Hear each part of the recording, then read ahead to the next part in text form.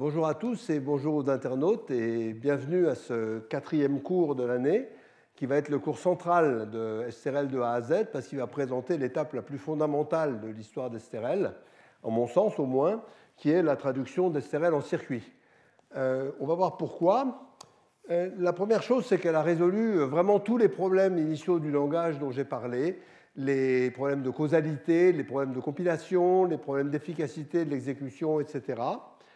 C'est elle qui a permis l'industrialisation en grand du système, d'abord par CJ Ingénierie, puis ILOG, puis STRL Technologies, et de l'appliquer indifféremment à des logiciels très complexes, par exemple sur le Rafale, dont nous a parlé Emmanuel Ledino, ou à des circuits très complexes chez ST Microelectronics, chez Texas Instruments, chez Intel, chez Philips et d'autres endroits. Et pour nous, il n'y avait aucune différence entre faire des circuits et des logiciels. Il faut changer simplement le vocabulaire à peu près entièrement quand on parle aux gens, parce que ce n'est pas les mêmes traditions. Mais sinon, il n'y a pas de différence fondamentale technique, sauf que les circuits nous ont beaucoup plus secoués que les logiciels, quelque part. Ça permet aussi de traduire STRL en lustre, ça on va le voir, mais ce n'est certainement pas la seule façon de produire du logiciel, et nous allons voir que d'autres chercheurs, à commencer par Steven Edwards aux États-Unis, à Columbia, ont trouvé des méthodes plus efficaces pour produire du code C. On les verra dans le cours 6.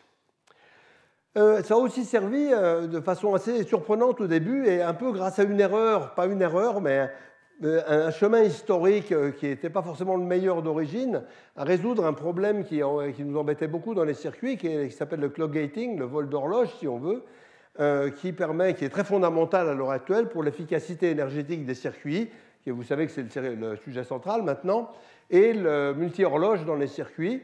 Et en fait, c'est aussi grâce à Klaus Schneider à Karlsruhe, qui faisait un autre langage qui s'appelle Quartz, qui est inspiré d'STRL, qui a regardé nos règles sémantiques et a dit « mais par symétrie, il manque une primitive ». Et on s'est aperçu que cette primitive résolvait le problème du clock gating dans les circuits, qui d'habitude est plutôt représenté comme un montage électronique plus que comme une notion sémantique. Alors tout ça, ça a démarré, j'ai déjà dit, grâce à Jean Vuillemin, qui m'avait invité à Digital Equipment, qui m'a aussi appris beaucoup de choses sur d'autres domaines comme les nombres de Hadik et les circuits, dont j'ai parlé en 2013. Alors, on va faire d'abord un tout petit rappel sur les circuits synchrones, bestioles horriblement simples, mais extrêmement pratiques, c'est quand même elles qui nous font vivre. Des circuits, c'est simplement des choses qui ont des entrées et des sorties. Alors, on peut les voir de deux façons. Comme des éléments électroniques construits avec des transistors ou comme des fonctions logiques. Alors ça, c'est la porte OU, il faut bien regarder sa forme parce qu'on la verra souvent. Z égale X ou Y. La porte E a cette forme-là, plus carrée, et le petit rond qui est ici apporte une négation partout où on le met, on peut le mettre où on veut. Z égale not X n Y.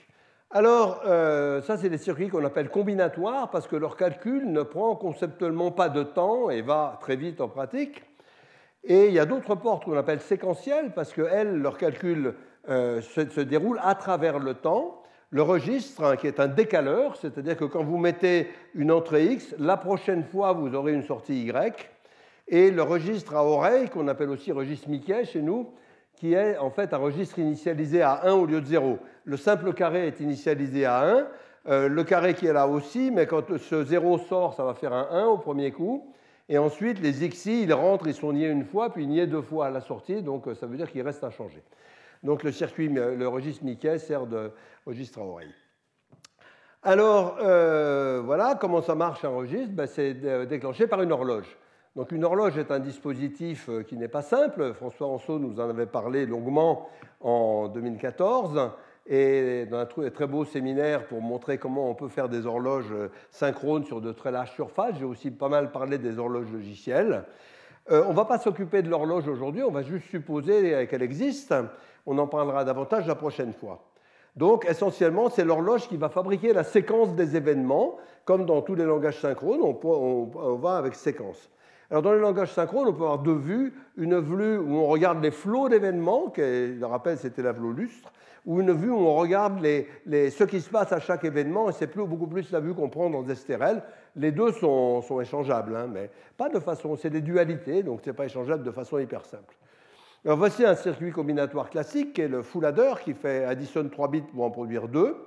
Donc c'est un circuit à 4 portes, un OU exclusif, une porte que je n'utiliserai pas dans mes dessins, 3 et. Alors ça veut dire que la somme, le bit de somme, c'est le OU exclusif des 3 bits d'entrée, et le bit de retenue, c'est la majorité. Ça calcule la majorité. Si on a 2 sur 3 ou moins, c'est bon. Vous avez une retenue. Et alors cette chose-là, on peut la voir soit comme un dispositif électronique dans lequel les fronts électriques vont se propager à la vitesse de la lumière, à peu de choses près, soit comme un système d'équations dans lequel il n'y a pas de temps, qu'on peut voir lui-même soit comme des équations booléennes, soit comme un morceau d'un programme lustre qui va s'exécuter à travers le temps. Bon, très bien. Alors, ce qui rend tout ça possible, c'est l'existence de ce qu'on appelle un chemin critique. Ça veut dire que dans un circuit, tous les fronts électriques se baladent en parallèle et à une vitesse connue, ce qui fait qu'on peut calculer, et c'est le boulot de la CAO électronique, un des gros boulots de la CAO électronique, que de calculer le temps qu'on met pour passer ce chemin, qui dit que tous les autres chemins seront stables. Et donc, si on garde les entrées stables à 0 ou 1, alors en temps fini, les sorties se stabilisent aussi chacune à 0 ou 1, mais de telle façon que ce soit sur les seules valeurs qui vérifient les équations. Donc, on peut voir les circuits logiques comme une abstraction des circuits physiques, ou bien à l'inverse, les circuits physiques comme une réalisation des circuits logiques, dans lequel c'est le cycle d'horloge qui représente en fait l'intervalle de temps minimal.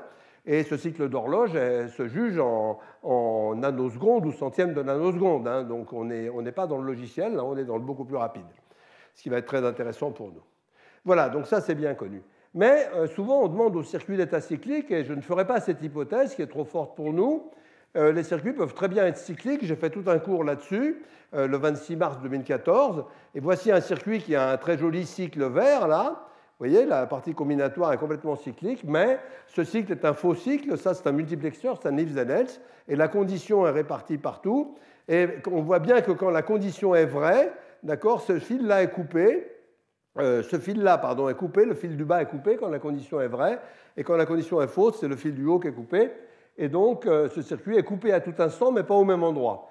Et ces circuits-là ont les mêmes vertus que les circuits acycliques, c'est-à-dire qu'ils se stabilisent en temps borné, ils se comportent exactement comme des circuits acycliques à chaque instant, mais ils ne coupent pas les cycles au même moment. Donc, on en a parlé beaucoup. Ça marche aussi pour les circuits qui ont des séquentiels. Par exemple, ici, le protocole de De Simone, c'est un round-robin astucieux qui a 4 registres et un seul jeton. Et ce jeton ici va mettre cette porte OU à 1, ce qui revient à couper le circuit. Et il va couper là au premier instant, il va être coupé là au deuxième instant, là au troisième, etc. Mais il est toujours coupé. Alors, on a la théorie générale que j'ai enseignée donc, en 2014 et qui est largement due à Michael Mendler qui est dans la salle. Un circuit combinatoire est électriquement sain si et seulement si on peut résoudre ces équations avec de la logique constructive sans tiers exclus, ce qui nous relie donc directement à la sémantique constructive d'Esterel et qui va être le cœur du théorème central que nos circuits vont être électriquement sains quand le programme est constructif, au sens d'Esterel. Et c'est pareil pour un circuit séquentiel, ce que sont les circuits SRL, puisqu'il y a des pauses, puisqu'il va être électriquement sain si et seulement si ces états accessibles rendent sa partie combinatoire saine. Et on a, ce n'est pas forcément vrai de tout programme SRL, mais la traduction au circuit va aussi nous donner des algorithmes de calcul fondés sur les BDD et sur SAT, voire les cours d'il y a 2 ans, pour calculer si efficacement, en plus, si ces circuits sont sains électriquement ou pas. Alors, ceci dit, en termes de circuits, ce n'est pas toujours facile parce que les CAO ne veulent pas trop calculer ces circuits parce qu'eux, ils ont besoin de calculer le chemin critique. Et calculer le chemin critique, c'est la même chose en plus compliqué que calculer si un circuit est sain. Et donc, en général, ils ne le font pas. Mais au moins théoriquement, ou alors sur les FPGA où on sait que ça marche, on peut le faire. Alors, comment est-ce qu'on va traduire SRL en circuit? Eh bien, on va faire exactement une projection de la sémantique d'SRL sur le monde des circuits. C'est-à-dire que la traduction va être totalement dirigée par la sémantique. Et c'est comme ça qu'elle a été inventée. Elle a été totalement dirigée par la sémantique. Bon, ça a été un peu plus chaotique que ça, mais en fait, la sémantique a toujours dirigé ça. Et après, quand on a été content quand il y avait un parfait agrément entre les deux. Alors, je rappelle juste les primitives qu'on va traduire. Nothing ne fait rien et termine instantanément. Hein, on est dans un monde synchrone qui est une suite d'instants discrets. Et à l'intérieur de ces instants discrets, il peut se passer beaucoup de choses dans l'ordre, mais en même temps conceptuellement. Émettre S émet un signal S et termine instantanément. Pause arrête l'exécution pour un coup et redémarre au prochain instant. Donc on voit tout de suite, ça va être un registre sur le passage du contrôle. La séquence ne prend pas de temps elle-même, c'est-à-dire que ça prend le temps de P puis le temps de Q, une séquence, hein, à moins que P sorte d'une trappe. La boucle répète P indéfiniment. Le parallèle exécute P et Q en parallèle synchrone dans le même environnement. Ils voient les mêmes valeurs pour tous les signaux qu'ils ont en commun. La trappe définit un point de sortie à un endroit quelconque du programme et exit fait abandonner complètement la trappe à ce point-là. Donc ça, je ne vais pas le répéter, j'en ai parlé très longuement la fois dernière. Et le if then else teste à un moment donné, une seule fois, il teste S, et ensuite il va démarrer soit P, soit Q. Mais le test n'a lieu qu'une fois, au moment où la première fois qu'on exécute les if then else. La suspension, c'est l'inverse, c'est quelque chose de permanent. On lance d'abord P, on le laisse travailler, mais si ensuite, aux instants d'après, si S est présent, P est congelé, il ne fait rien, comme un CTRL Z sur Unix par exemple, P, sauf que c'est une seule fois, P donc est suspendu, et sinon P travaille normalement. Et si P termine et qu'il travaille normalement, eh bien le suspend termine. Donc ça, c'est ce qu'on a longuement discuté la dernière fois pour faire la sémantique de tout ça. Et puis la déclaration de signal local. Alors aujourd'hui, on ne va pas traiter la boucle. On ne va pas traiter la boucle parce que la boucle, c'est un problème difficile et orthogonal qui sera entièrement traité la prochaine fois avec une solution qui est complètement compatible avec ce qu'on va faire aujourd'hui. Donc ça va être une transposition très jolie de ce qu'on fait aujourd'hui à une structure plus compliquée qui va gérer les boucles. Alors ce cours, donc, ce pas de boucle, et la prochaine fois, nous verrons le traitement de la boucle et des réincarnations des signaux et instructions.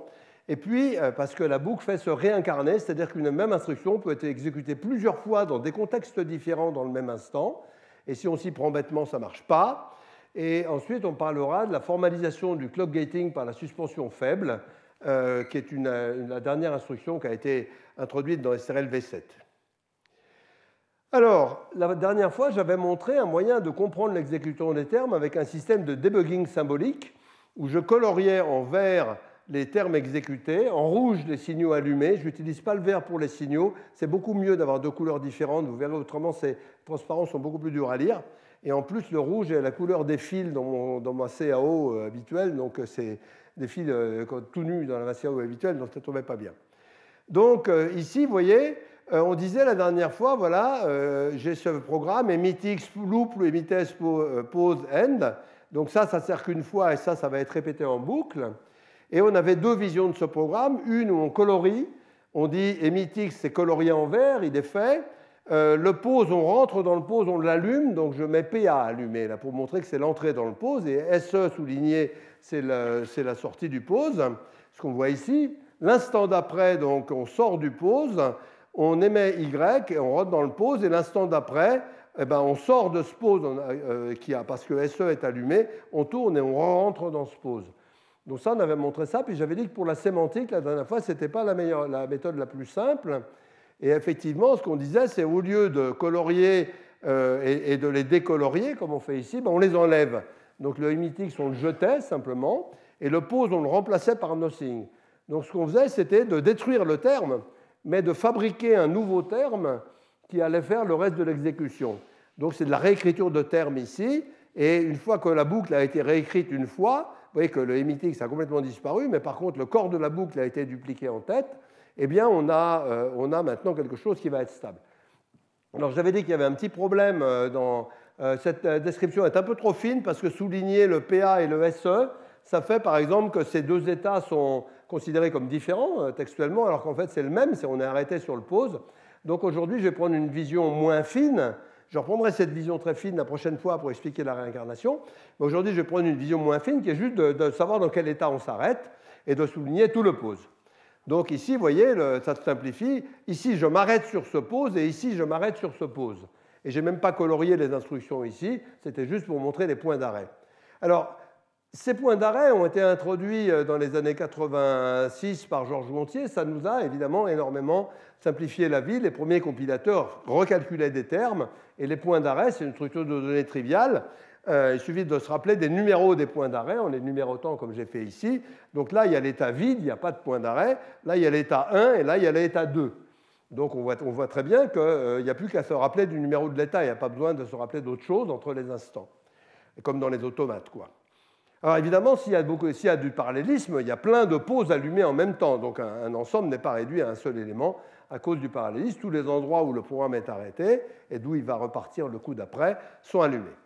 Donc on va travailler avec cette syntaxe-là et on va utiliser une notation simple. Donc un P marron, ça va être un terme standard. Un P chapeau, ça va être quelqu'un qui a une pose active. Le chapeau, ça veut dire, on l'appelle sélecté aussi, sélectionné, si on veut, c'est un terme qui a une preuve, qui est dans un état actif à l'intérieur, et un P bar, c'est l'un ou l'autre. P bar, c'est n'importe quoi. Alors, un terme P standard, ça peut être vu de deux façons.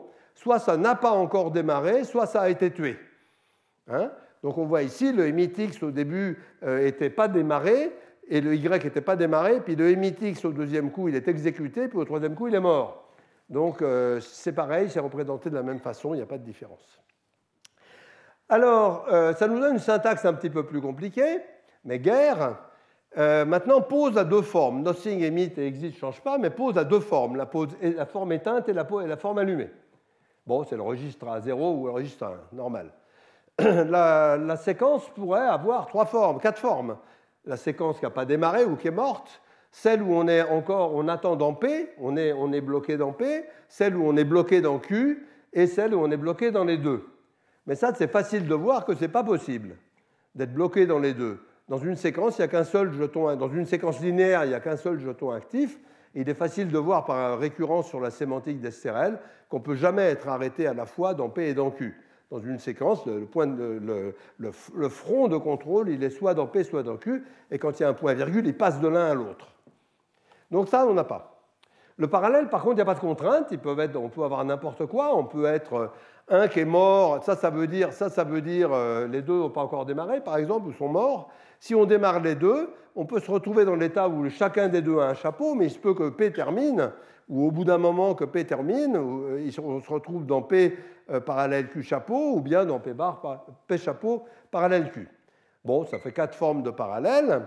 La trappe, il y a deux formes, hein, la forme où on n'est pas encore rentré dedans, où on vient de la tuer, et la forme où on est en train de travailler à l'intérieur.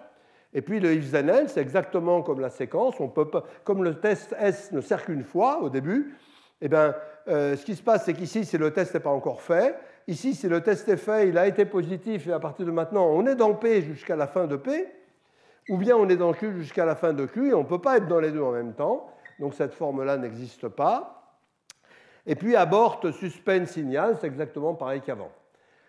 Il y a également deux formes, hein, la forme pas démarrée. Et ça va simplifier un peu la sémantique. Ça.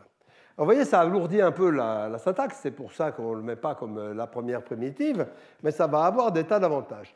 Alors, la dernière fois, j'avais montré qu'abort, ce n'était pas la peine d'en parler, parce qu'on avait suspend qui faisait le boulot pour abort, mais en fait, au début des STRL, on n'avait pas suspend, et on a construit les circuits avec seulement abort. Et vous allez voir que si on avait construit avec suspend au début, ça aurait été quelque part plus compliqué. Parce que c'est bien de faire abort directement, et c'est abort qui va nous donner les bonnes idées pour le clock gating après. Alors aujourd'hui, on ne va simplement pas traiter la boucle, donc c'est pour ça que je ne l'ai pas mise là-dedans. On ne va pas traiter la boucle, mais on va traiter abort. Alors, dans la sémantique, il va y avoir deux sortes de règles. Les règles qui s'appliquent à P, c'est-à-dire à un terme qui n'a pas encore démarré, on va les appeler les règles Go, démarrage. Et les règles res, pour resume, reprise, les règles qui s'appliquent à une instruction activée et qui lui demandent où est-ce qu'elle continue. Alors, ces règles, au début, c'est très simple. Pour nothing, il n'y a qu'une règle Go, puisque lui, il ne s'arrête jamais. Enfin, il n'y a pas de pause à l'intérieur. Pour exit, c'est les mêmes que la dernière fois. Nothing donne le code de retour 0, qui veut dire je me termine. Exit donne le code de retour K, s'il est marqué à K, ça veut dire je sors de K-2 trappe au-dessus de moi, voir le précédent cours, et emit, émet S et termine. Donc je rappelle, I, c'est l'environnement des signaux qu'on reçoit, au-dessus de la flèche, c'est l'environnement des signaux qu'on émet, ici on émet S, et 0, c'est le code de retour, 0 pour j'ai fini, 1 pour j'ai pas fini, 2 pour je sors de la première trappe au-dessus de ma tête, en tuant tous mes copains à côté, jusqu'à cette trappe. 3, c'est je sors de 2 niveaux de trappe, 4 de 3 niveaux de trappe, etc. Et je vous rappelle que la force de cette sémantique, c'est que le parallèle, c'est simplement le maximum. Mettre en parallèle, c'est juste faire un maximum. Bien. Alors quand même, il faut regarder ces deux règles, parce qu'on voit que maintenant, pour pose, il faut deux règles. Avant, il n'y en avait qu'une, c'était pose devient nothing, mais nothing, on ne peut pas réécrire pose de nothing, donc on écrit pose allumée, et c'est le coup d'après que pose allumée se comporte comme nothing. Donc pose donne le code 1 et devient pose soulignée donne le code 0 et devient pose noire, reprend son état initial. Donc ça, c'est hyper simple. Et ça va tout de suite nous dire comment on peut faire les circuits, ça, au départ. On va déjà commencer par regarder le pose. Le pose, c'est l'objet le plus compliqué. C'est l'objet le plus simple en STRL, mais c'est l'objet le plus compliqué dans les circuits, et c'est assez normal parce que c'est là que tout se passe quelque part. Et on va montrer incrémentalement comment ce pose va évoluer. Alors, pour l'instant, ce qu'on se dit, c'est que si on fait un circuit, il faut qu'il limite la sémantique, et que donc il ait les entrées et les sorties comme en sémantique. Donc les entrées, ça va être go, c'est le signal qui dit allez-y, démarrez. E, c'est l'environnement des signaux d'entrée, ce que j'appelais I là dans les règles, mais c'est E parce que tout signal va avoir au cours du temps, du micro-temps du calcul, il va avoir trois états possibles. Je sais pas, je sais absent et je sais présent. Donc ça, c'est comme en sémantique constructive. E', c'est des signaux de sortie.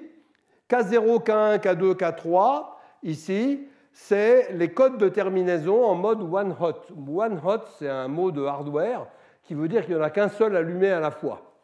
Un hot, on sent bien que c'est de l'électronique, là, ça chauffe.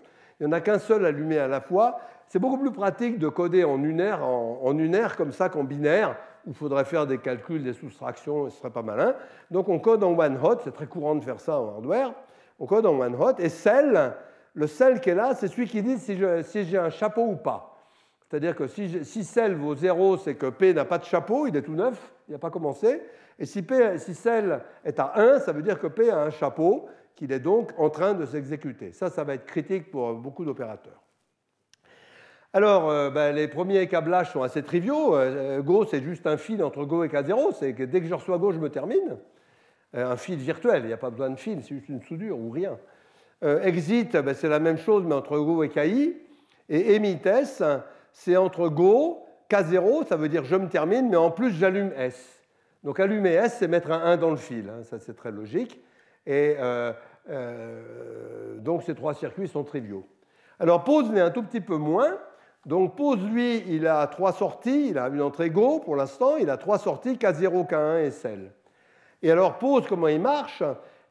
Pour le démarrer, il faut mettre Go à 1, d'accord ? Go est à 1. Donc qu'est-ce qui sort ? Il sort K1 à 1. Et ça veut dire quoi ? Que quand je démarre une pause, elle doit dire qu'elle s'arrête, pour l'instant, qu'elle a fini l'instant. Et puis je charge mon registre. Bon, ça c'est trivial. Et puis le coup d'après, pour redémarrer ma pause, il suffit d'attendre. Au prochain coup de clock, ma pause va donc perdre son jeton, qu'elle va envoyer dans cell pour dire je suis vivante, et l'envoyer dans K0 pour dire j'ai terminé, et par contre K1 va être à 0. Il n'y a pas de boucle ici, donc pour l'instant on ne peut pas réalimenter Go.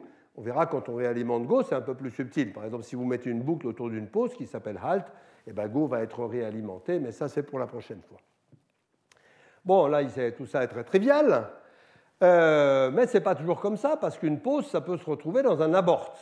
Qu'est-ce que ça fait ? Un abort, ça tue la pause. Si la pause était allumée, et si l'abort est réussi, ça va tuer la pause, et ça ne donne même pas à l'intérieur le droit de travailler, contrairement au weak abort qui donne le droit de travailler. Donc l'abort, il interdit à la pause de travailler, il la tue, et il lui interdit de rendre son jeton. Donc les règles sont très simples, c'est les mêmes qu'avant, sauf que c'est dans la nouvelle syntaxe. Ce que je dis, c'est qu'au départ, l'abort est retardé. Rappelez-vous, l'abort est retardé, au premier instant, il ne fait rien. Donc au départ, on fait ce que fait P. Donc ça dit que si P dans l'environnement I fait O, K, P', I, O, K, P' bar. Là, je n'ai pas E, j'ai I parce que pour simplifier, j'ai pris la sémantique comportementale, mais ce serait pareil avec la sémantique constructive, simplement il n'y a plus de choses à écrire. Donc j'ai pris la plus simple, ça ne change rien. Donc P fait la même chose, abort fait la même chose que P. Donc ça, c'est très simple. Alors, c'est exactement pareil après, à la suite. Si P s'est arrêté, si P a terminé, c'est fini. Si P s'est arrêté sur un pose, ben, il a un chapeau. Et quand il a un chapeau, si le signal qu'on vise, le signal qui va provoquer la fin du abort, n'est pas là, on fait agir P normalement. Et si le signal est là, alors on termine le abort. Et vous voyez, pour le terminer, ce que je fais, c'est que je donne le code de retour 0 et j'efface le chapeau. Effacer le chapeau, c'est dire je suis la même chose que mort. Nocé, pareil. OK? Donc c'est la même chose. Il y a plus de règles, mais elles ne sont pas plus compliquées. Bon, ben ça, c'est ce que fait le abort, c'est très simple. Alors comment est-ce qu'on fait ça avec des circuits? Ben, on va rajouter un fil. Ben, comme il y a des règles Go, on avait un fil Go. Comme on a des règles res, on va mettre un fil res. Alors ce fil res, c'est une entrée en plus. Et on va dire que le fil res n'est pertinent que si celle est égale à 1. C'est-à-dire que le resume n'existe que pour les P chapeaux. Hein, les P, ils sont morts, ce n'est pas la peine d'essayer de les reprendre, il ne se passera rien. Et donc si celle est égale à 1 et si res est égal à 1, ça veut dire qu'on va... Si res est égal à 0, pardon, si res est égal à 1, on reprend en P chapeau. Si res est égal à 0, on le tue. C'est ça qu'on veut faire. Et un truc très très important pour la suite, c'est que si le circuit est mort, si celle est égale à 0, hein, eh bien le res ne fait rien, n'a aucun effet. Ça va être très important dans la suite. Il y a beaucoup d'invariants cumulés là-dedans, c'est pour ça que la preuve n'est pas simple de tout ça, mais c'est très facile à comprendre. Alors, qu'est-ce qui se passe dans le circuit de pause? Ben, on va rajouter une porte qui va traiter le res. Et comme le res, c'est un abort fort, il faut interdire au jeton d'être propagé. Donc, on met cette porte après le registre. Et donc, regardons ce qui se passe ici. Si je mets res à 1 et que celle est à 1, c'est-à-dire s'il y a un chapeau et que je mets res à 1, cette porte est transparente. C'est un et, donc un et de 1 et de 1, ça fait 1. Et donc, reg est tout à fait bien transmis. Donc, le abort, le go était comme avant, hein, mais le abort, là, le signal n'étant pas là, ne fait rien, il laisse passer le jeton. Par contre, ici, dans la deuxième chose, si res est à 0, c'est-à-dire je veux tuer abort à mis res à 0, abort est négatif, il coupe res, et bien dans ce cas-là, le jeton n'est pas propagé puisque cette entrée vaut 0. Donc, c'est exactement l'effet que le pose meurt, mais il ne transmet pas sa terminaison au suivant. Bon, c'est très simple. Et le circuit pour abort, il n'est pas compliqué non plus. Donc tous les circuits vont avoir la même tête. Je prends le circuit de P et je branche de la logique autour. Donc c'est complètement modulaire cette construction. Je branche de la logique autour. C'est quoi cette logique? Ben, je commence par tester que j'ai en même temps celle et res. Je suis un chapeau et je reçois res. Hein, sinon il ne se passe rien. Et là, je lance un test. Ça, c'est un test, et non ici et ici. Donc, c'est l'un ou l'autre. Ils ne peuvent pas être en même temps, puisqu'il y a une négation d'un côté et pas de l'autre. Voilà, et je teste S. Alors, regardons le premier cas. Go, Go, c'est transmis directement à P, donc ces portes ne servent à rien, abort ne fait rien. Res, l'instant d'après, ou les instants d'après, si le signal n'est pas là, ce fil vaut 0, cette négation vaut donc 1, c'est pour ça qu'elle est passée verte. Et donc, le courant passe dans res ici. Par contre, ce fil valence 0, il ne traverse pas cette porte. Et qu'est-ce qui se passe? Maintenant, P chapeau est exécuté normalement. Et puis, il finira par rendre un code de retour, à émettre des signaux. Mais ça, c'est son problème. Ce n'est pas le problème du abort. Mais il finira toujours par y avoir un code de retour quelque part. Mais je ne le dessine pas là parce que ce n'est pas le abort qui le fait. Par contre, si S est présent, alors là, c'est tout à fait différent. Ici, j'ai toujours mon cell et mon res, mais S est en présence, ça vaut 1, et donc la négation vaut 0. Donc, res n'est pas transmis à P chapeau. Et ce qui se passe à l'inverse, c'est que cette porte E ici travaille et va dire K0. Ça veut dire j'ai fini. Donc, le abort tue fortement P en ne mettant pas res et dit j'ai fini. Donc tout ça, c'est exactement écrire la sémantique avec des portes. Hein. Bien. Alors ça, c'est bien pour... là, on a abort avec cette préemption forte. Mais il n'y a pas que la préemption forte dans la vie, il y a aussi la préemption faible. Et la préemption faible, c'est trappe. Donc quand on fait une trappe, on tue tous les gens qui sont on tue soi-même déjà, et tous les gens qui sont en parallèle avec soi-même. mais on leur autorise la dernière cigarette, c'est-à-dire on leur autorise de travailler pendant l'instant où on les tue.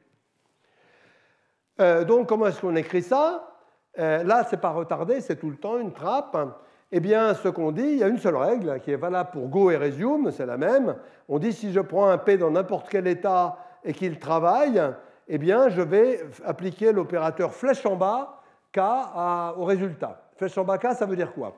Alors, je vous rappelle, flèche en bas 0, ça veut dire je terminais, bon, mais la trappe s'en fout. Si son corps termine, la trappe termine. Donc, flèche en bas 0, c'est 0. Flèche en bas 1, le corps s'arrêtait, donc la trappe s'en fiche. Donc, flèche en bas 1, c'est 1. Flèche en bas 2, ça veut dire, c'est ça qui est intéressant, c'est P chapeau sort de cette trappe. Dans ce cas-là, la trappe termine. Donc flèche en bas 2, c'est 0, c'est je me termine.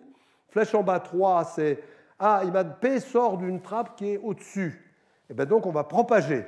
Et elle s'appelait 3, mais quand on traverse la trappe courante, elle va s'appeler 2. C'est simplement à chaque fois qu'on désescalade la suite des trappes jusqu'à tomber sur la bonne. Donc c'était ça. Et on va le voir dans les dessins. Si vous préférez, et ce n'est pas forcément plus mal, vous pouvez faire séparer cette règle en deux avec le KP et le K, vous la recopiez avec deux K, le KP et le KP chapeau, pour bien montrer qu'il y en a une qui est du go et l'autre qui est du res. Et ça, on va le voir dans le circuit. Alors, le cas intéressant, c'est celui-là, bien sûr. C'est le cas où P dit exit de cette trappe. Donc, P dit exit 2, d'après le codage que j'avais montré la dernière fois. Donc, qu'est-ce qui se passe? C'est qu'il faut effacer tous les pauses et les transformer en pauses. C'est ça qu'il faut faire. Bien, parce que vous voyez que ce P chapeau ou pas, il faut qu'il devienne P sans chapeau. Donc, s'il y avait des pauses allumées, il faut les effacer. Si on n'avait pas, ça n'a aucune importance. On peut les effacer aussi. S'ils étaient déjà effacés, ça ne va pas changer. Alors, comment on fait ça dans le circuit? On rajoute un fil. On va rajouter un fil qui s'appelle kill. Kill va servir à tuer les pauses, mais de façon gentille, en leur laissant la propriété de faire leur jeton. Alors, donc il faut que celle soit à 1, d'accord? Et je commence par envoyer res à une trappe. Si je commence par lui envoyer res, c'est-à-dire je lui dis, vas-y, exécute-toi.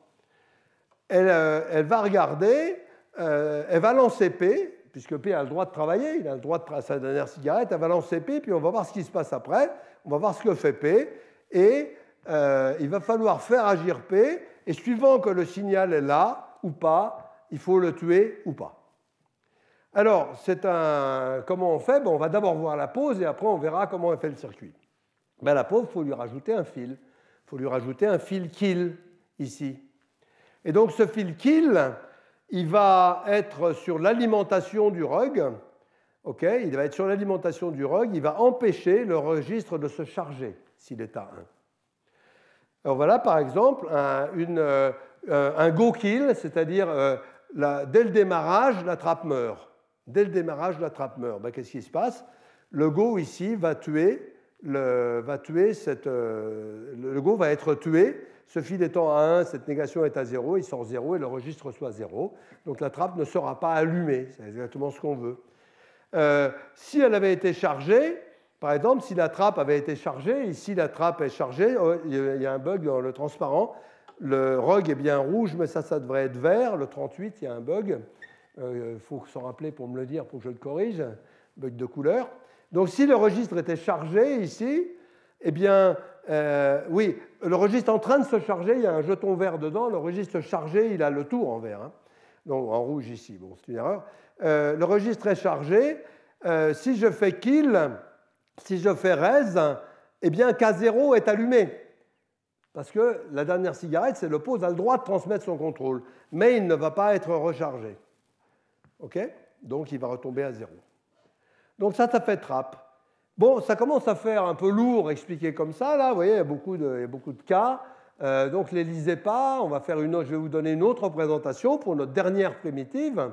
Qui sera peut-être plus facile à lire, ça dépend des gens. Il y en a qui préfèrent avoir des tables et d'autres qui préfèrent avoir du mouvement.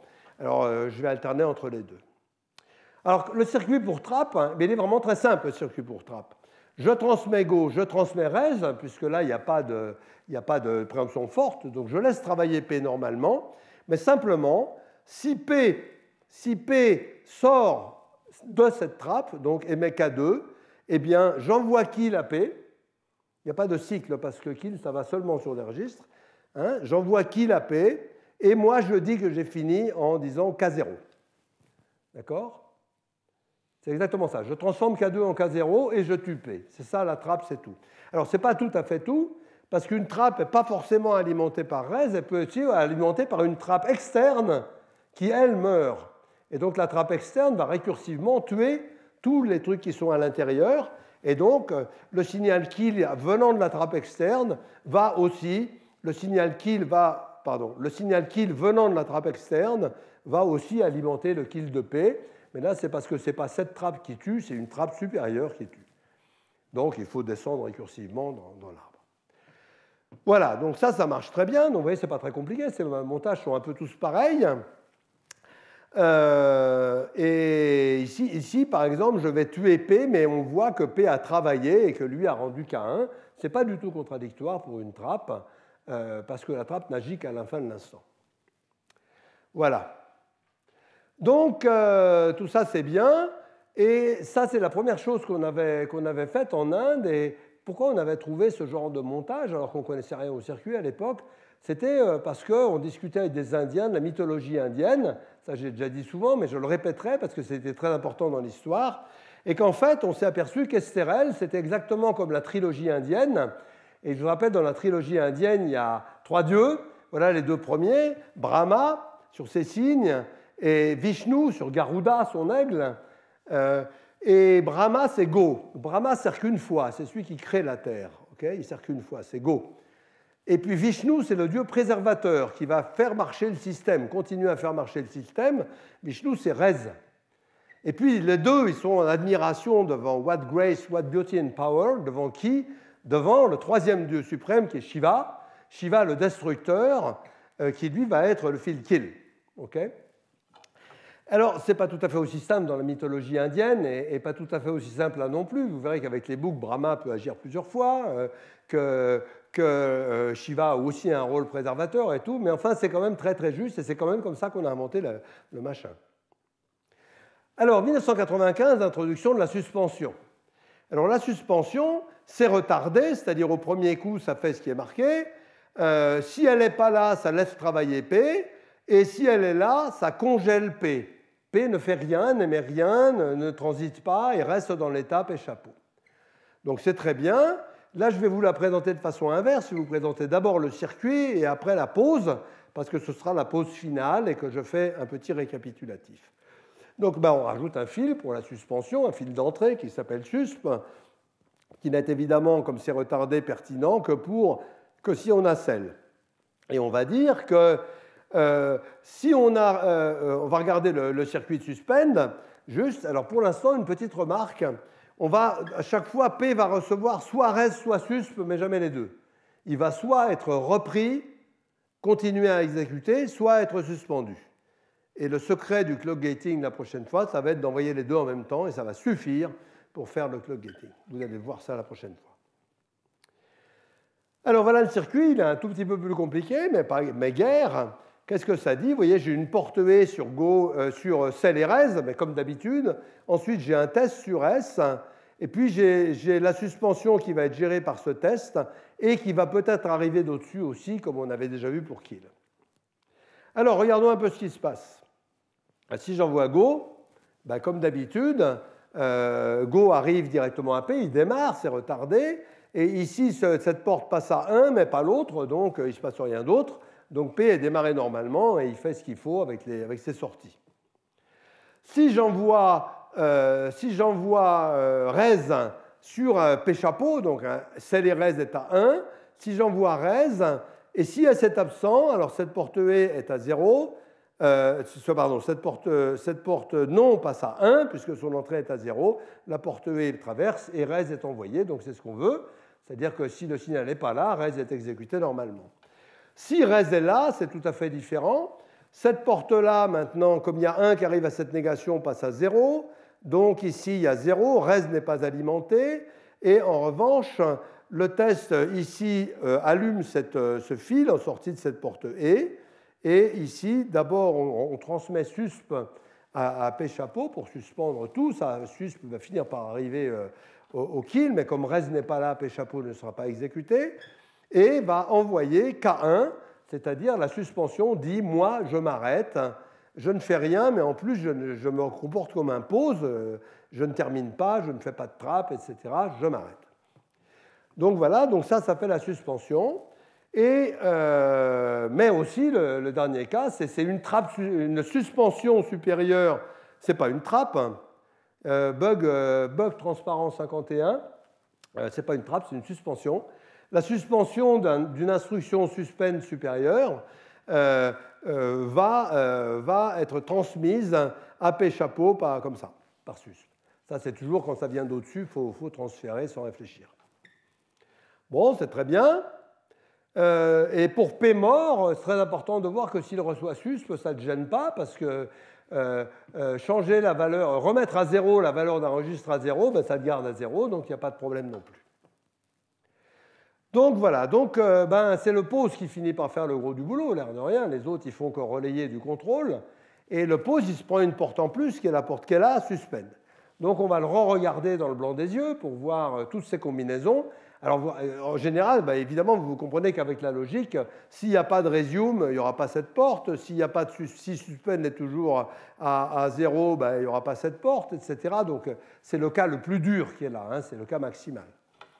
Alors regardons un peu et écrivons-le en lustre, ce circuit, pour voir l'autre vision par rapport à ce que je faisais tout à l'heure.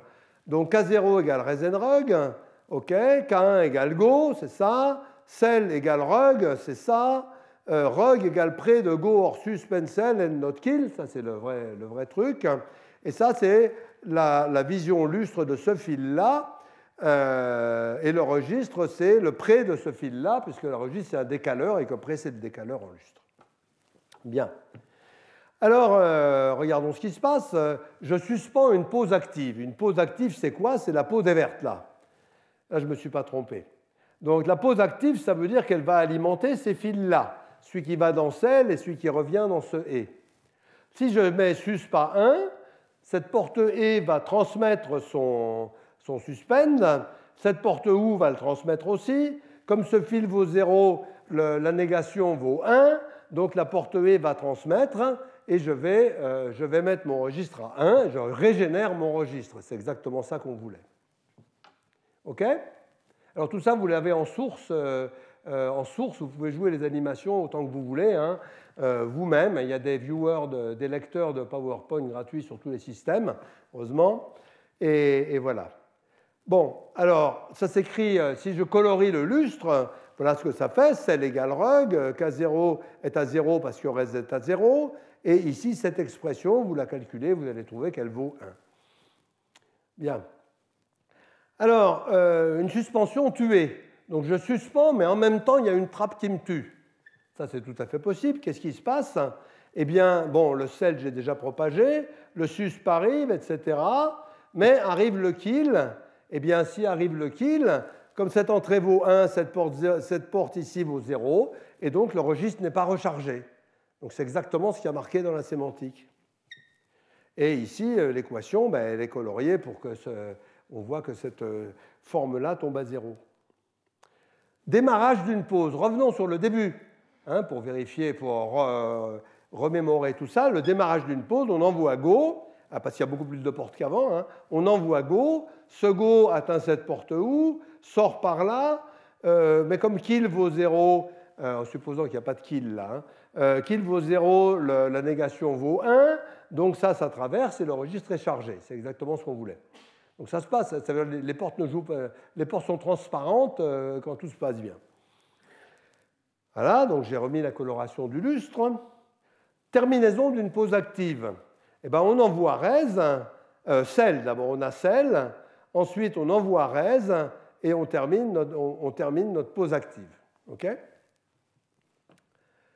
il n'y a pas besoin de faire cell et res dans la pause, ça c'est fait dans abort. Hein. Voilà, bon, j'ai colorié le lustre. Par contre, la pause n'est pas réalimentée, elle sert qu'une fois une pause. Hein. Abort d'une pause active, ben, on a notre cell ici. Comment est-ce qu'on fait un abort? On met res à 0. Okay, donc le registre va essayer d'alimenter cette porte, mais comme res est à 0, ben, il ne va rien se passer. et le jeton ne veut pas être transmis, donc il n'y a pas de terminaison dans une pause active. Et puis il y a la pause mornée, la pause qui démarre et qui est tuée par un trap instantanément.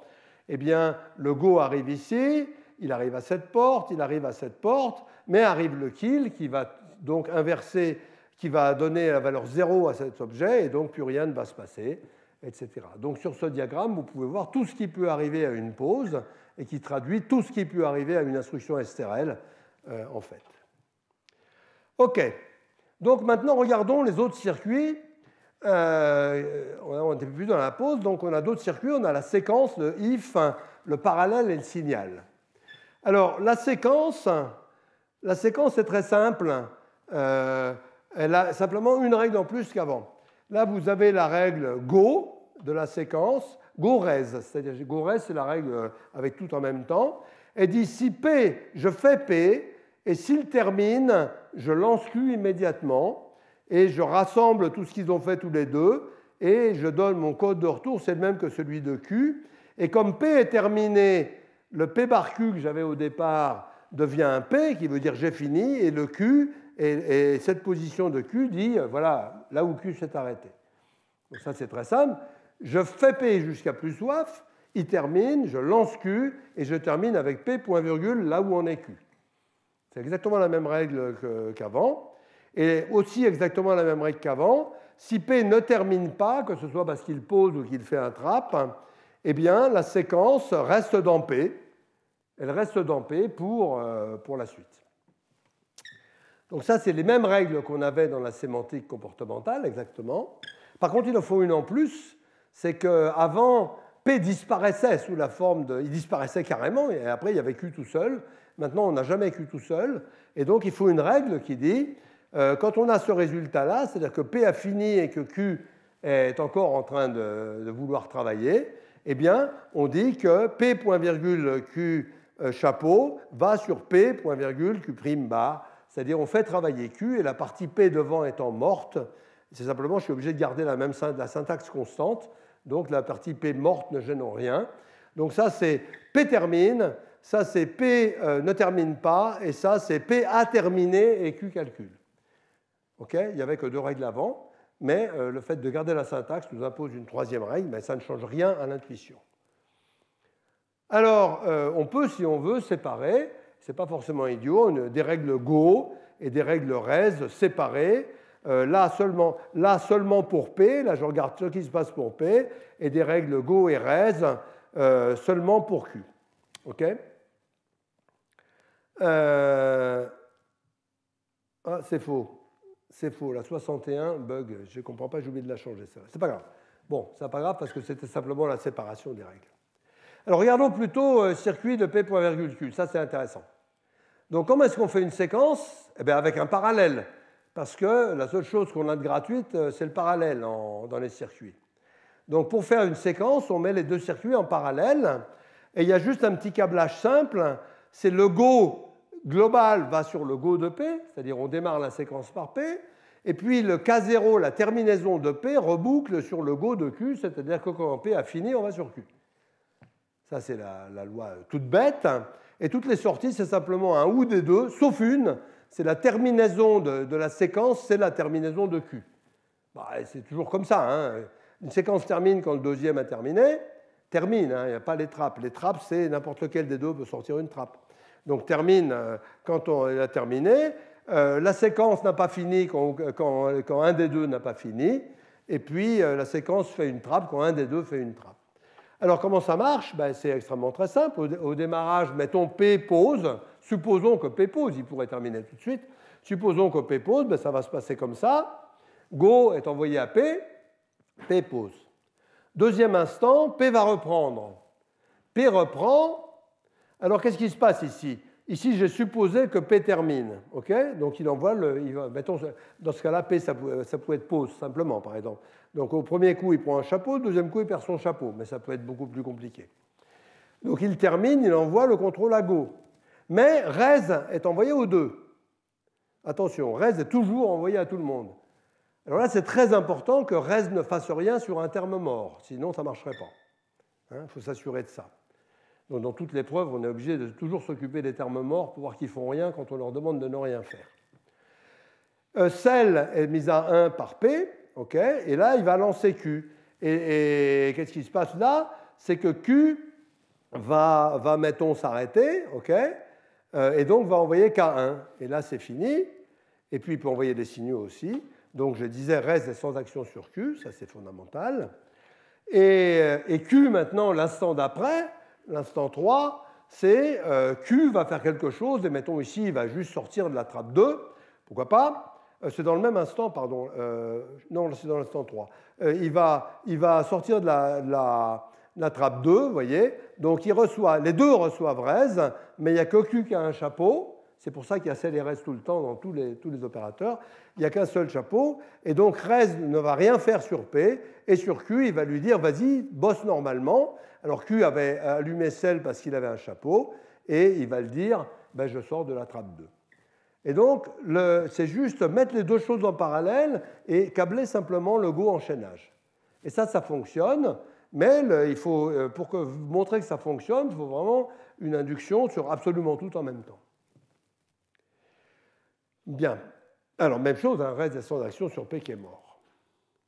Alors, il y a un invariant fondamental dans la séquence, c'est que si on reprend la séquence, les deux fils de sélection de P et Q ne peuvent jamais être allumés en même temps. Et ça, c'est la conséquence que l'état P chapeau.Q chapeau n'est pas dans la syntaxe.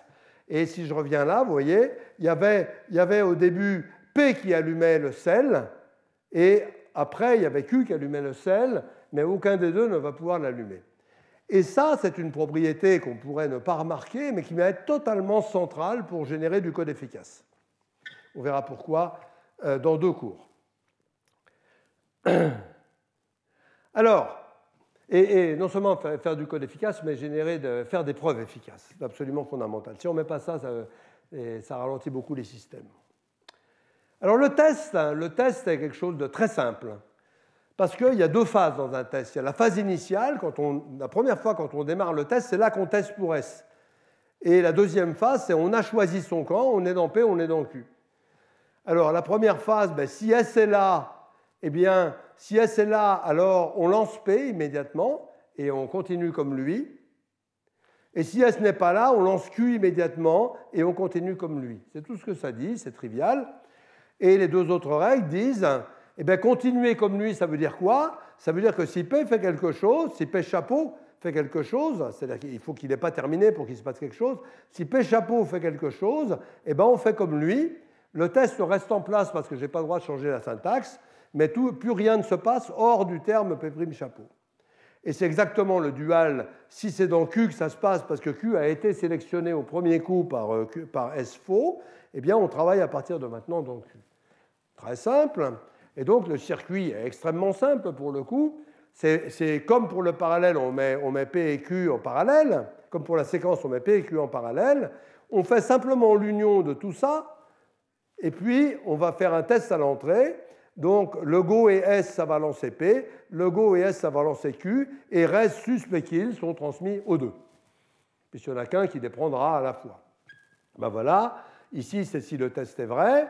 Ici, c'est par exemple, P va dire je m'arrête, donc il va devenir un P chapeau pour le coup d'après, et le coup d'après, il va recevoir res, Q va aussi recevoir res, mais ça ne lui fait rien, et P va continuer à bosser, et ici, par exemple, il dit je pose, et là, il dit je suis allumé. Bon, ben c'est exactement comme tout à l'heure. Et puis, si S n'était pas là au premier coup, ça allume Go. Et ici, par exemple, j'ai choisi que Q fait une trappe tout de suite, donc lui, il n'a pas de pause, il fait une trappe immédiatement. Voilà. Donc c'est très très simple, c'est encore une fois plomber, faire de la plomberie sur les règles, et puis c'est tout. OK, alors invariant fondamental du, c'est le même que pour la séquence. On ne peut pas avoir les 2 chapeaux en même temps, et donc ça va dire que dans ces 2 fils, il y a 2 fils qui ne peuvent jamais être un en même temps, et ça c'est super précieux pour l'optimisation et la vérification. Alors le circuit du parallèle, là il faut travailler un peu plus. Le circuit du parallèle, les règles sont absolument hyper simples. Quand on démarre un parallèle, on démarre ces 2 camps et le code de retour, c'est le max. Ça, c'est ce qu'on avait dit la dernière fois, c'est la base de la sémantique, c'est la base de la façon dont nous écrivons cette sémantique. OK, très bien, et on fait l'union de tout ce qu'on émet. OK. Et maintenant, il y a trois façons de continuer un parallèle. Il y a la façon que j'appelle LR, left-right, c'est si les deux sont encore vivants, eh ben on fait la même chose avec les deux. Par contre, tiens, elle a disparu. Il me manque une règle. Ça, c'est tout nouveau alors. J'ai dû faire une bêtise tout à l'heure, absolument désolé. Il y a deux autres règles qui sont complètement identiques à celle-là, mais il y en a une où il y a P chapeau parallèle Q, il n'y a que P chapeau qui bosse parce que Q est mort, et l'autre c'est P parallèle Q chapeau, P est mort et il n'y a que Q chapeau qui bosse. Donc ici on fait travailler les deux, ou bien on fait travailler le seul qui est vivant dans les deux. Et celui qui est mort, il ne gêne pas. Comme d'habitude, il va recevoir des signaux qui ne lui font rien. Ça c'est marrant, alors j'ai vraiment checké, c'est transparent, mais bon. Comme je dis, je ne fais jamais d'erreur. Une fois, j'en avais fait une, mais j'ai cru que j'en avais fait une, mais je m'étais trompé. Alors, voilà le circuit. Alors, le circuit, il est a priori très simple. Je mets tout en parallèle. Je lui envoie go versus kill à tout le monde en parallèle. Et je fais l'union des événements, l'union des selles, qui cette fois-ci peuvent très bien être en même temps. Et puis, il faut calculer le max. Donc les codes de retour émis par P, je les envoie dans un synchroniseur et sur les bornes L0, L1, L2, L3, là je suppose qu'il n'y en a que 3, c'est les codes left. P c'est le à gauche. Et les codes de Q, je les envoie dans R0, R1, R2, R3, les codes de droite. Et le synchroniseur, il est chargé de calculer le max et d'allumer en sa sortie le bon fil qui correspond au max. OK, très bien. Alors il y a deux petites portes en plus ici. C'est pour le cas où il y en a un qui est déjà mort. Donc le cas ici, par exemple, P chapeau Q. Donc ici, P chapeau Q ici, P est vivant, mais Q est mort. Alors quand Q est mort, j'envoie un 1, c'est-à-dire que ce cell vaut 0, et le go vaut 0 aussi, ça c'est pour les boucles. J'envoie un 1 avec cette négation, j'envoie un 1 là-dedans. C'est-à-dire je calcule, je rajoute un truc, c'est il y a K0, K1, K2, enfin L0, L1, L2, L3, et je suis mort. Bon, il faut le savoir parce que le max ne calcule plus de max à ce moment-là, et il y a un nombre qui manque. Il suffit de faire semblant que ce nombre est 0, c'est ça la clé. Bon, donc c'est juste mettre tout en parallèle et mettre ce synchroniseur. Mais alors le synchroniseur, s'il y a un objet important dans la traduction au circuit, c'est lui. Et on a mis du temps à le trouver, et c'est Georges Gontier qui l'a trouvé un jour, non pas pour faire des circuits, mais pour optimiser le calcul logiciel, parce que le max, en particulier sur l'analyse, quand on fait de l'analyse statique des circuits, donc quand on étudie toutes les exécutions possibles d'un circuit, on ne travaille plus avec un seul code, mais avec plusieurs codes, avec l'ensemble des codes que pourrait retourner une instruction. Et donc là, moi j'avais fait une primitive en C, qui s'appelait max de deux ensembles de codes, qui prend l'ensemble des max 2 à 2 de tous les codes rendus possibles, c'est-à-dire, connaissant tous les codes que rend P, tous les codes que rend Q, je voulais savoir quels sont tous les codes que peut rendre P parallèle Q. Et donc, il y avait ce système de max. Et ce max, c'était deux boucles imbriquées. Je bouclais sur P, je bouclais sur Q. Et donc, ça me calculait N2 suivant le nombre de codes.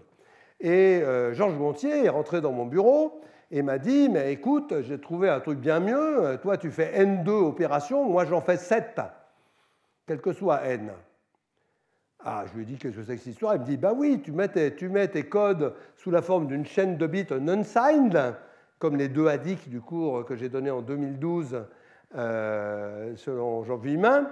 En fait, je considère ça comme un nombre de ADIC, il ne m'a pas dit ça comme ça, et je calcule tout bêtement. Donc, grand L, c'est l'ensemble des codes que peut sortir P, grand R, c'est l'ensemble des codes que peut sortir Q, et je calcule la formule suivante en entier unsigned, L ou R, et L ou moins L, donc de l'arithmétique sur un ensemble, et R ou moins R, et ça fait exactement le boulot, en cette instruction machine. Alors je lui dis, qu'est-ce que c'est que ces conneries? Bon, j'ai fait un certain nombre de bêtises avec Gontier de ne pas le croire, des fois. Et bon. Et puis après, moi, j'ai fabriqué un circuit avec le truc classique pour faire des max, dont je vous montrerai à la fin pourquoi il ne marche pas. Et ça marchait moyen, il y avait des tas d'ennuis, il y a des cycles qui se créaient là où je ne voulais pas, il y a des... Bon. Et puis j'ai repensé au machin de Gontier, et puis je me suis dit, ben, si on faisait ça en circuit. Alors regardons ce que ça doit faire. Déjà, là il n'y a qu'une valeur qui sort, ce n'est pas de l'analyse statique, mais en fait le circuit fait quand même de l'analyse statique. Vous allez voir pourquoi. Donc ici, mettons que P sort 1 et que Q sort 3, ben, il faut rendre 3, il faut rendre le max. Et puis si P sort 1 et que Q sort rien du tout, hein, là il met ce fil je suis vide à 1, je suis mort, eh bien il faut rendre 1. OK ? Voilà, donc ça c'est l'objectif. Mais l'objectif il est plus subtil que ça.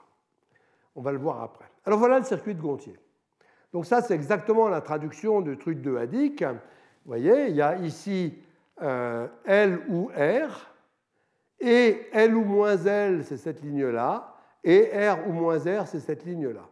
Donc K0, vous voyez, ici je prends toute une ligne de OU qui est alimentée, ici je prends toute une ligne de OU qui est alimentée, ici je prends l'union des deux à chaque étape, je le mets dans un OU, et ici je mets tout ça dans un E. Et ce circuit-là est absolument magique. Alors pourquoi ? On va déjà voir pourquoi il marche. Alors, on va mettre x0, x1, x2, x3, là, c'est les noms des variables intermédiaires pour pouvoir en parler. Alors, regardons ce qui se passe. Supposons que j'allume 1 d'un côté et 2 de l'autre. Okay ? Donc, ce 1-là va allumer toute cette chaîne. Ça, c'est x ou moins x. X ou moins x, ça prend le premier bit à 1 et ça met les bits à 1 jusqu'à l'infini après dans un nombre de Hadik. X ou moins x, là, mélange arithmétique logique. C'est pareil pour l'autre ici. OK ? Donc ça veut dire quoi ça ?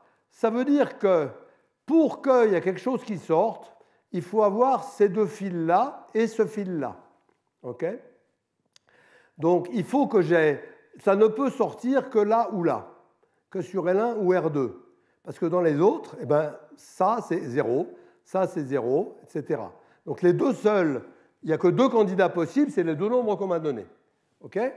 Maintenant, il y a autre chose qui se passe. C'est que quel est l'avantage du max, là, hein, le max qui est ici, quel est son avantage ? Ben, il a ces deux choses à 1. Alors qu'en dessous du 2 qui est là, tout est à 0.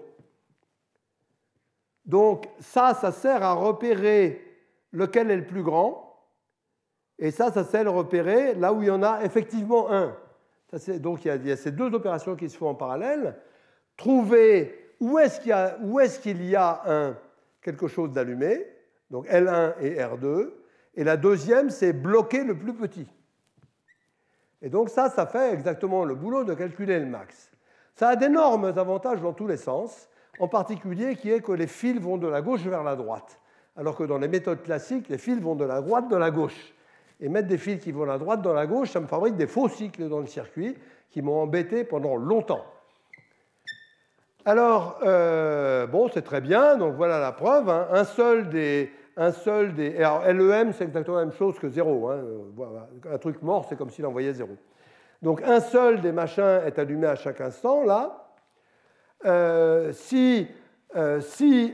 À partir du moment où il y en a un qui est allumé, tous ceux qui sont en dessous sont 0, tous ceux qui sont au-dessus sont 1. Voilà. Et puis, ça indique par un petit calcul tout simple que seul le cas du max est allumé. Mais alors, ce circuit fait beaucoup plus.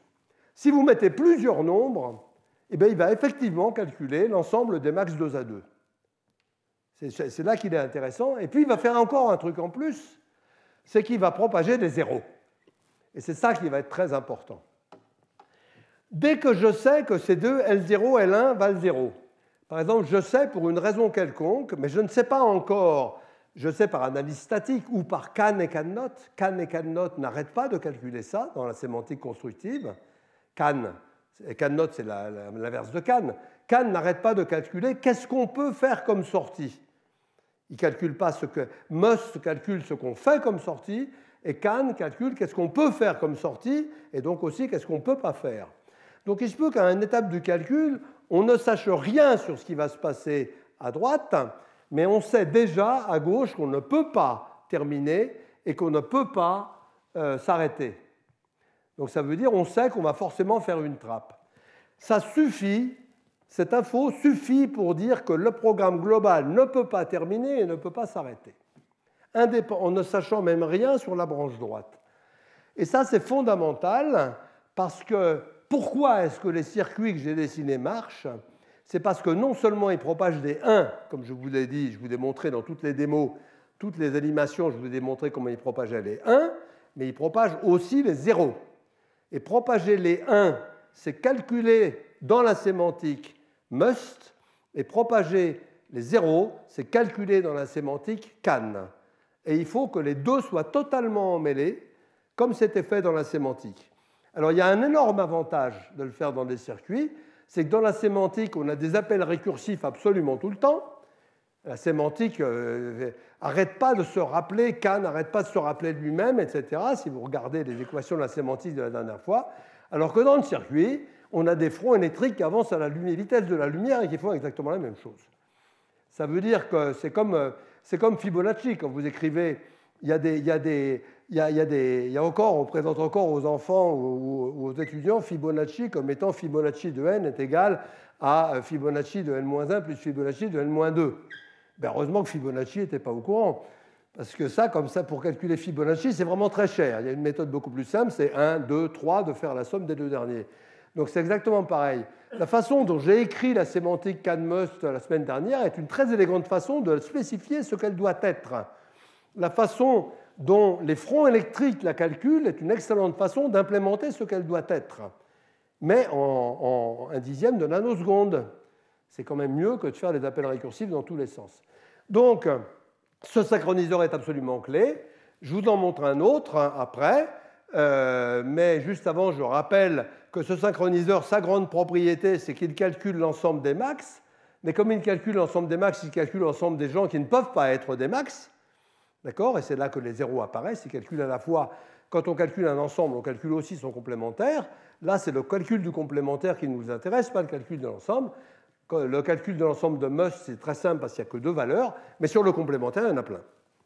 Et donc, ce circuit est absolument fondamental pour STRL, et si on n'avait pas trouvé, si Georges Gontier n'avait pas trouvé, on n'aurait pas cette compilation.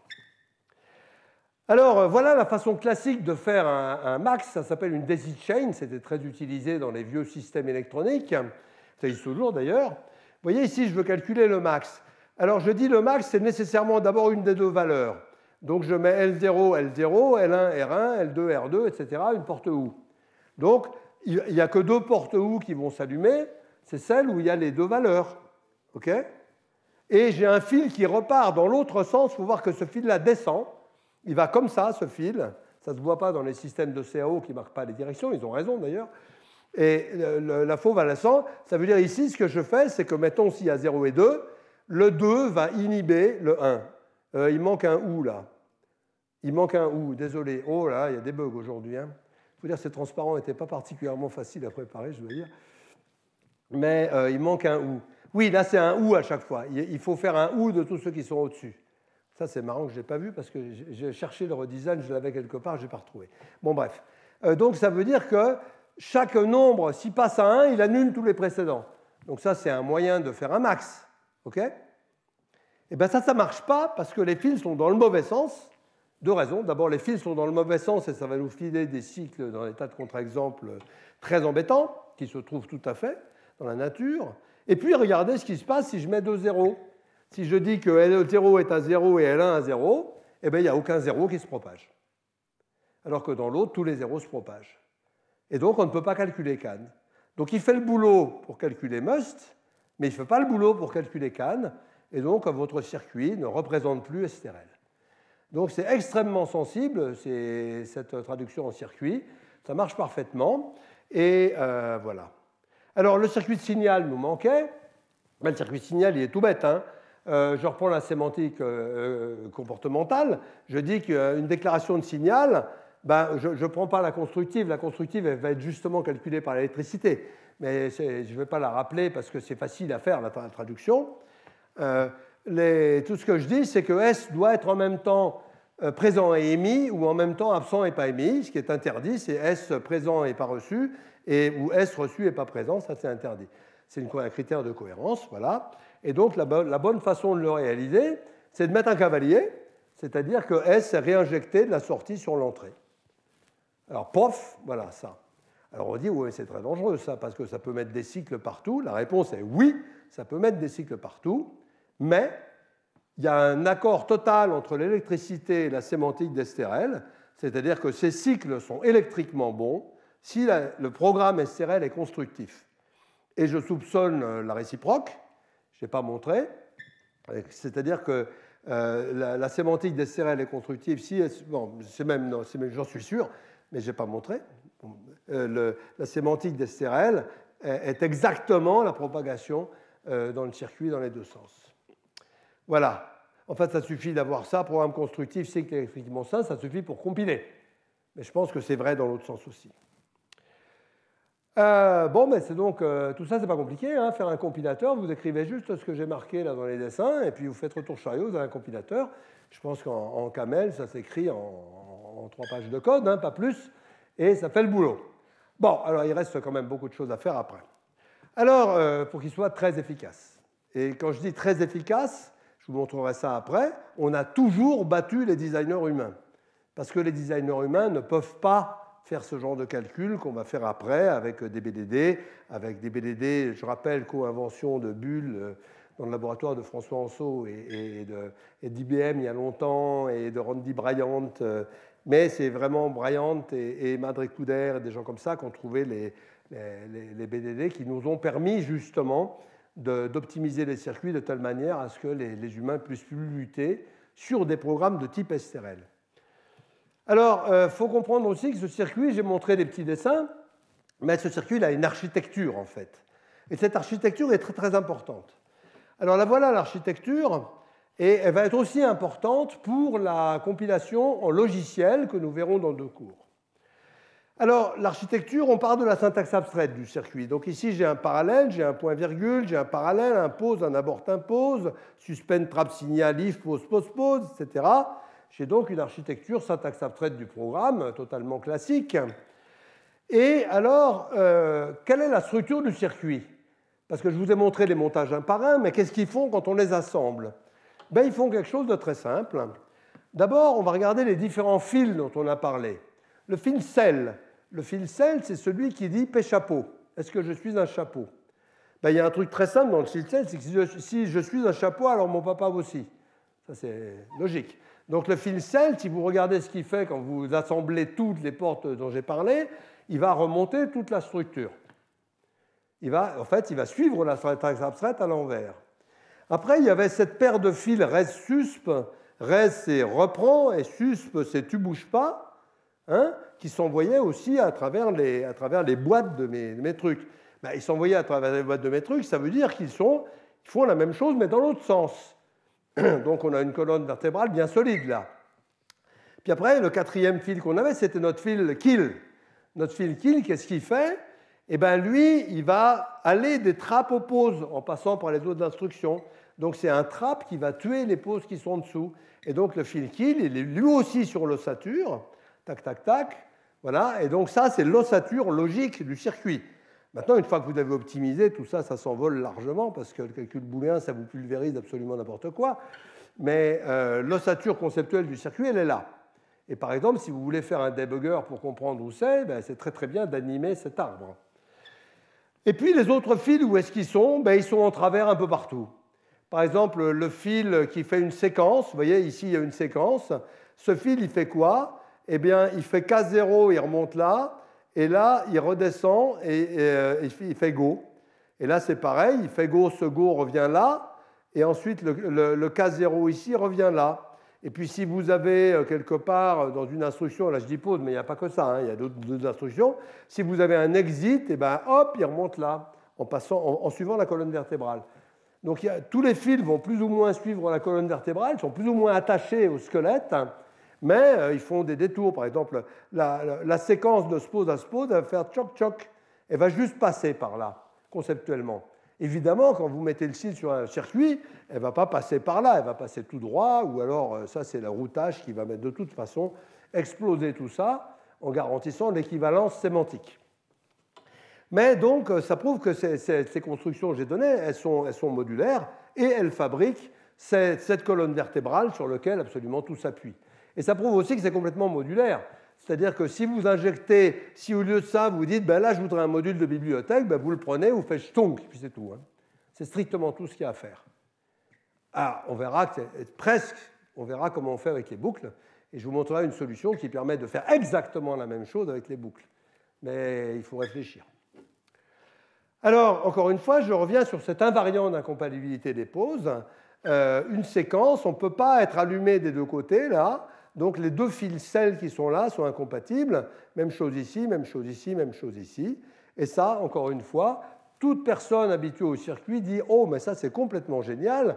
Ça me montre que je vais pouvoir supprimer des tas de registres, que je vais pouvoir simplifier la logique à mort, etc. » Et là, j'ai tout appris de mes copains Madre, Couder et Toiti quand ils étaient, pas quand ils étaient chez Bull, mais après, quand ils étaient chez Digital Equipment, et de Berkeley, qui a fait un travail totalement extraordinaire sur l'amélioration et la vérification formelle de ce genre de circuit. Alors, c'est un gros avantage, hein, c'est qu'on a transporté les problèmes d'études sémantiques, d'implémentation et de vérification d'STRL vers les circuits, qui est un monde absolument prodigieux, où l'effort de vérification, par exemple, est complètement colossal. La vérification SAT des circuits, à l'heure actuelle, c'est absolument majeur. Donc on peut profiter de tout ça. Et comme on a aussi traduit les programmes STRL en lustres, en assemblant tout ça, comme il y avait des équations lustres, on prend toutes ces équations lustres, on file ça à lustre et il sait compiler ça en C. Ça, c'est aussi un gros avantage. Alors, je n'ai pas montré le traitement de données, mais ce n'est pas très compliqué. Donc, quel est le théorème principal? Pour tout P constructif et tout de suite d'entrée pour P, le circuit de P est électriquement sain et calcule exactement sa sémantique constructive. Alors, est-ce que ce théorème est prouvé? La réponse est dans mon bouquin, non. C'est pour ça, mon bouquin qui s'appelle The Constructive Semantics of STRL, où tout ça s'est raconté, il n'est pas prouvé parce que je ne voulais pas faire les preuves, je ne me croyais pas capable, je voulais les faire en coq. C'est pour ça qu'on fait des assistants de preuves, puis après je suis allé dans l'industrie, et elles sont en train de se faire en coq, et Lionel Rigg vous présentera l'état des choses.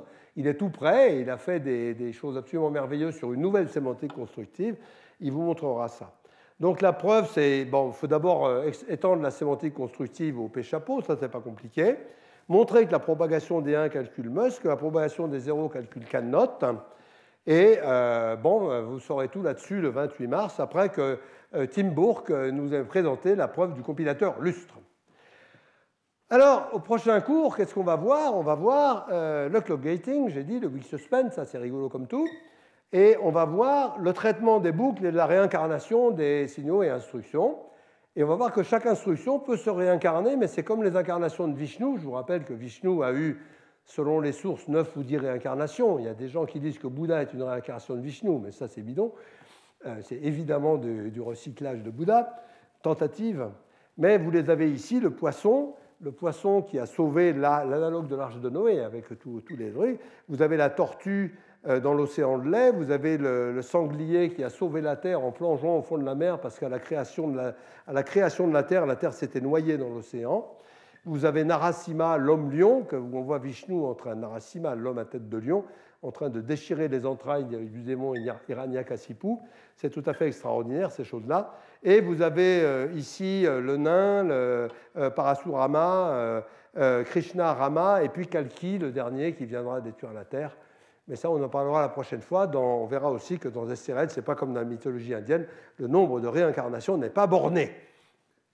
Il atteint assez facilement les 9 réincarnations dans les designs réels. Voilà, merci. Et désolé pour les petites erreurs de transparent, mais ces transparents étaient durs à faire et les versions qui seront sur le web seront correctes. Il y a encore un bug dans le 95, Tim. Voilà, merci. J'espère que c'était compréhensible. Quelques questions avant qu'on passe au séminaire d'Albert Bavenis et Thierry Gauthier qui nous viennent de Rennes, qui sont donc tous deux directeurs de recherche à l'INRIA, émérite pour Albert, c'est ça? Émérite Albert, qui ont travaillé sur le langage signal, le troisième larron des langages synchrones français, enfin un des troisièmes, parce qu'après il y en a eu plein d'autres, mais le troisième larron initial des trois premiers langages français, et qui nous raconteront ce qu'ils ont fait avec. S'il y a quelques questions, je peux les prendre maintenant, sinon on commence à 17h30, pétante. Voilà.